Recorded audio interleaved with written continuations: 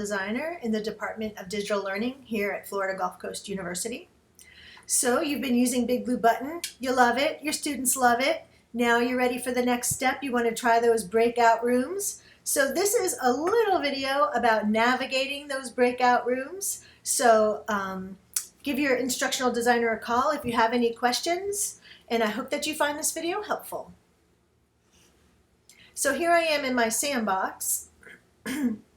And I've created a conference called Breakout Rooms Navigation, and I've already started it, so I'm going to join it.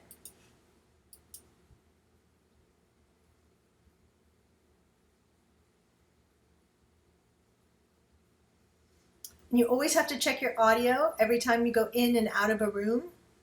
I'm only going to do listen only so we don't get an echo today.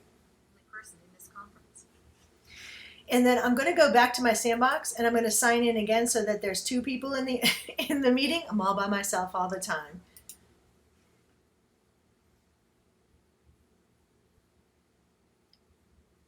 Check my audio again.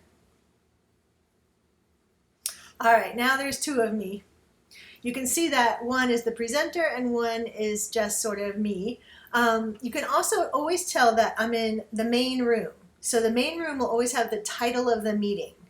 So I know I'm in the main room right now. I want to make breakout rooms so that my students can have some small group discussions, solve a problem, answer a case study, and then we're going to come back together as a big group and share back what they discussed in their small groups.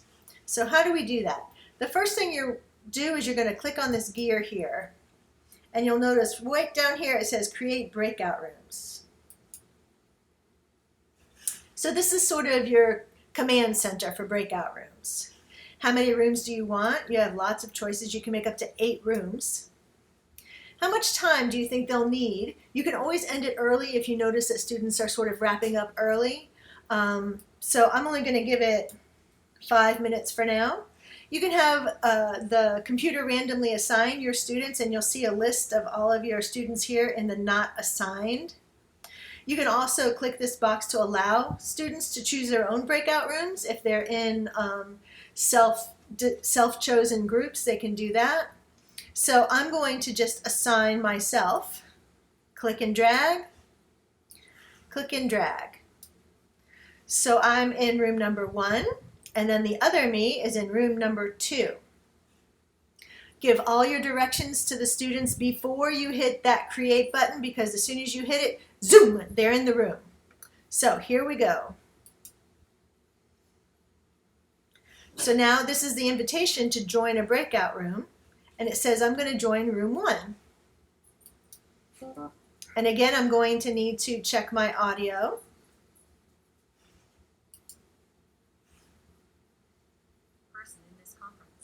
Okay. So now I can see, this is me, I'm in this conference, room number 1. So I know that as a student, I'm in room number 1, or as the professor, I'm in room number 1. I can see that I have 4.5 minutes left for this discussion. Now, if you're the instructor and you want to pop in and out of these rooms, you'll notice that there's another tab. So when you open a breakout room, when you join a breakout room, it opens a new window. This is the window for breakout room number 1. This is the window for the main room. So if you want to pop back to the main room, you can do that here. But if you have your mic on, students can still hear you in your initial room. So you need to either mute your mic. I say your best practice is to close out of the breakout room that you're leaving, because now I'm done here, so I'm going to close out that breakout room. And now you can see I'm back in the main room. When you're in the main room, you have your command center. You can see all your students. If a student comes in late and they're not assigned, you'll see a notice for that, and you can put them in a room. When you have people assigned to rooms and you want to join another room, You'll see room number 1, room number 2, 3, 4, how many you have, and you'll see all the students' names here. And then if you want to go to room 2, let's say, you join that room. See, it opens another browser window.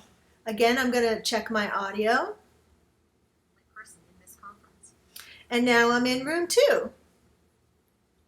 So I can ask the students how it's going, listen to any questions that they have, get an idea of where they're at with their discussion. And when I'm ready to leave this room, I can close out this window. I'm going to close the door on this room, and it sends me back to the main room. So that's how you navigate going in and out of breakout rooms. If students finish their discussions a little early, you can go ahead and end all the breakout rooms. It's a good idea in the public chat to send them a message saying, looks like we're done early, 30 seconds, wrap it up. And then when you're ready for that, you click end breakout rooms and they all come back to the main room where you're at. Again, I'm in the main room. It always tells you where you're at right up here. You'll have to do your sound again.